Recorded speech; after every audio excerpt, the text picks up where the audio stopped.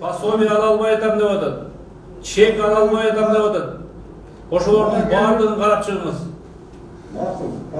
Биякта кайсы жерде тиешеби? Өзгөн районунун Мырзаке айылынын тургуну Нуркасым Турганбаев ушуну менен 5-чи рет жеке маселеси менен президенттин өкүлчүлүгүнө кайрылууда. Ал 17 жылдан бери туракчай салууга өкмөттөн жер ала албай убара тартып келет. Анысы аз келгенси 5 баласына жөлөк пул да берилбей жатканына нааразы. Эки чек берем деген. Ол азыр сен булардан талашпай дейт, азыр мен спор кылып аткан кишилер менен булардан талашпай дейт. Сага ийниңе жер беребиз деп атышат. Ол Токой чарбанын жери, onu кантип берет, не кылат билбейм. Аялым иштейт, мен иштебейм. Путум сынып 1,5 жыл болду. Иштебейм эч жерде. Же пособие ала албайм, же неме кыла албайм.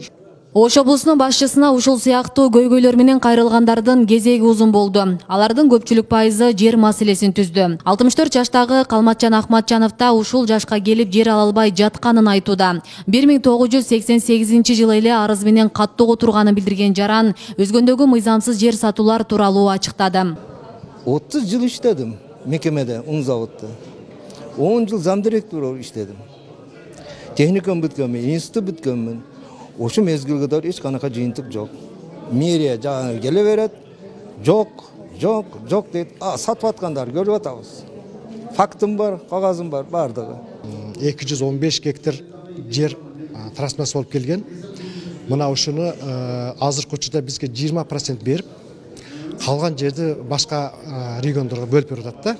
Эми биздин кезекте турган азыр 3000ден жакын токтомор адамдар турат. Андан сырткары 4000ге жакын башка жарандарыбыз кезекте турат да азыркы учурда. Ошон үчүн азыр биз ошо 20% алып эсептеп көрсөк 300 чектен ашпай атат да.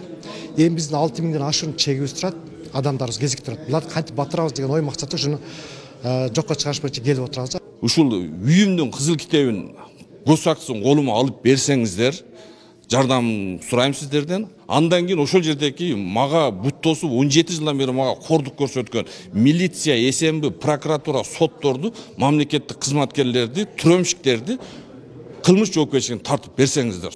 Тургундар тарабынан материалдык жардам, жер, кадр маселеси, таза суу, жол, турак-жай жана башка жеке маселелер көтөрүлдү. Ал эми Ош облусунун башчысы Элчибек Жантаев жарандардын көйгөйлөрүн угуп, онлайн форматта жыйынга катышкан жетекчилерге тийиштүү тапшырмаларды берди.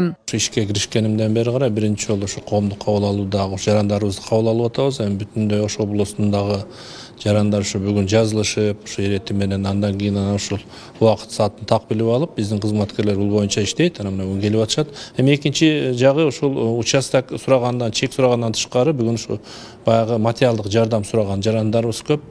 Анан эми ушул башка да ар кандай маселелер көп түшүп атат. Анан биз айтып атабыз, мына ушул жака жарандар нас келишин мындай жеринде ушул жергиликтүү өз алынча башкаруу органдары, жергиликтүү мамлекеттик администрациялар мындай жакшы иштеш керек көбүрөөк. Ушул сапаттуу кызмат көрсөтүүнү биз ошол жеринен күчөтсөк, ушул жарандар ушул жака келип бир убара болбойт эле. Ошо көп маселе ошо жеринен чечилбеген үчүн районго барып, райондон чечилбей областка келип аткан учурлар көп байкалып атат да бүгүн.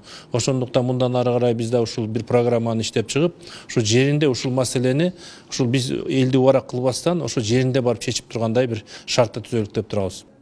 Бейле кетсек, аптанын ар шейшемби күндөрү саат 14:00 тарта президенттин Ош облусундагы ыйгарым укуктуу өкүлү жеке маселелер менен кайрылган жарандарды кабыл алат. Бул күнү облус аймагынан 40-50 адам ар кандай көйгөйлөр менен кайрылышат. Алардын маселелерин ыкчам чечүү үчүн тийиштүү кызматтар иш-чарага онлайн катышып, убадаларын берип келишет. Деген менен арыздаттануулар, кайрылуулардын саны ушул күнгө чейин азайбай келет.